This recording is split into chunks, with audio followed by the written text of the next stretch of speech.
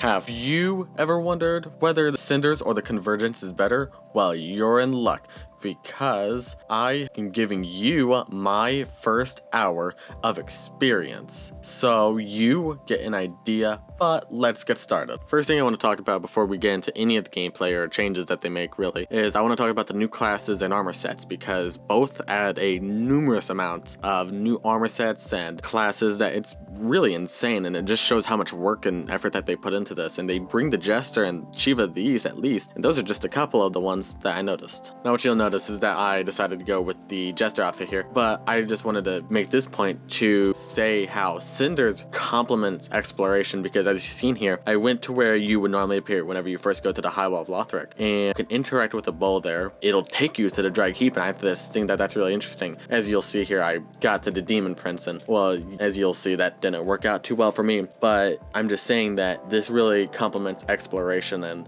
as you'll see later on, I'll bring up how in Cinders you kind of have to explore to really find new stuff. But with that said, I want to get into how it actually changes the game more. And here I want to just show that it now changed enemy placement, and they have added a chest here alongside with the mimic that's normally there, and they've also added a bonfire, which I thought was interesting.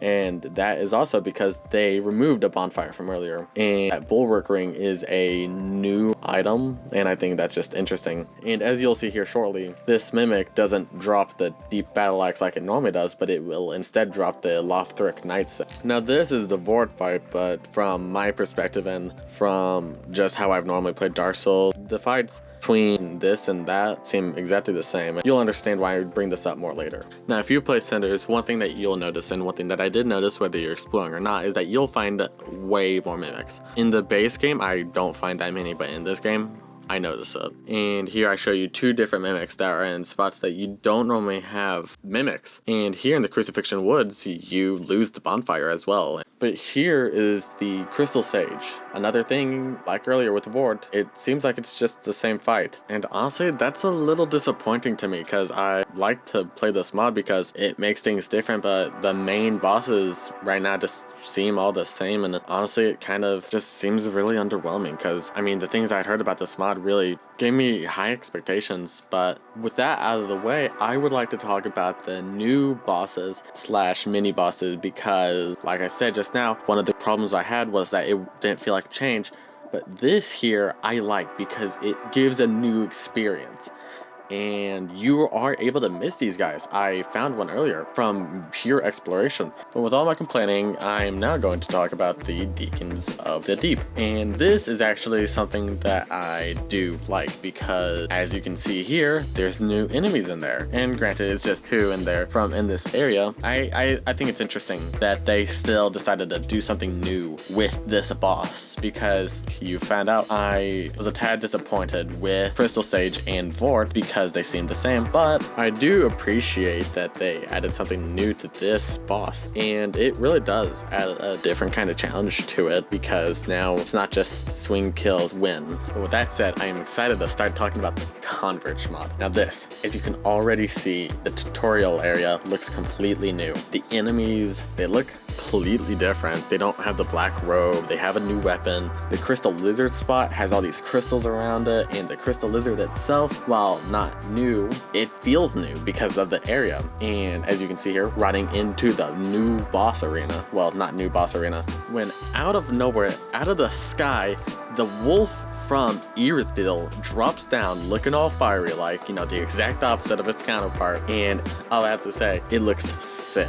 I love the fire texture on it. And after I killed it, I've seen these statues all appear in like a circle, like they were all these bosses in the game. And some of them I haven't seen before, obviously, because they're new bosses. But I later on found out that those are how you would re-alive those. And here, what I found really cool is that there's all these new NPCs around Firelink Shrine. And I gotta say, I also love the new look of the Firelink Shrine. It kind of reminds me of Dark Souls 1, you know, like the grassy kind of rundown place, kind of ruins. But I love these new NPCs because they're easy to understand, in my opinion. Cinders has NPCs like this, but for me, they are a bit harder to follow and understand. In this, they are very obvious with what they do because they all have their own little niche. Like the Master of Blood is going to do blood, the Necromancer or the skeleton looking dude is going to do necromancy, you know, sell you to like conjure like skeletons or hollows, that kind of stuff. And I love the addition of the other Titanites, like from Dark Souls 1 coming back in, giving us other types of Titanite. But I do know that there is red or fire Titanite, and I just think that that's cool that they're kind of bringing that back a bit. I can tell that the Converge mod likes to bring back a lot of stuff from Dark Souls 1 into the world of Dark Souls 3, which to a lot of veterans who played Dark Souls 1, or even if it was their first game, is like really nostalgic to them, and that can really make somebody like it more. Now, one of the biggest surprises to me though during this entire hour and a half was Vort, because he came straight at me and killed me. I wasn't expecting it at all. He normally, you know, walks slowly, but here you can see that I'm fighting him like normal, and then he buffs, and then, you know, like normal, I expect him dashes me, and then he dashes at me and leaves a trail of ice that hits up like Freed. It caught me so off guard, and frankly, it baffled me, honestly. But that's kind of what makes me like this boss even more now, is the fact that it's something new. I wasn't expecting it. I was so used to just, you know, being able to roll through that, no problems, and well, they fixed that. They made a way that I had to change the way I played so that I could actually fight this boss. Like with the first boss, the Watchdog, it was new. It wasn't Udix Gundyr, like that you could defeat every time without a problem. It was now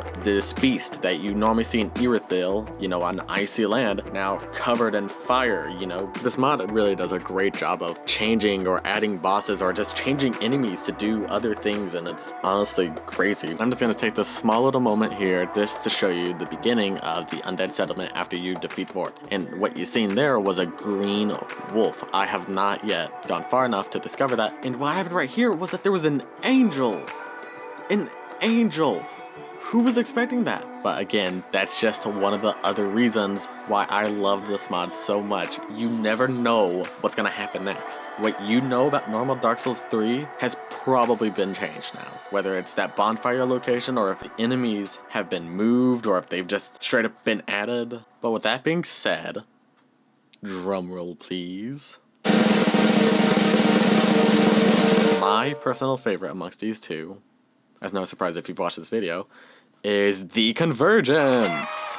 I personally just feel like this really felt like an overhaul mod. It really felt like I was playing a completely different game, while Cinders, on the other hand, it felt like I was playing the same game but with a little different things.